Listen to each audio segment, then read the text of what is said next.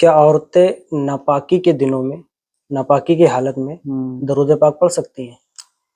قرآن مجید کے علاوہ اوراد و وظائف، کلمہ شریف پڑھنا بلا قرات جائز و مستحسن ہے۔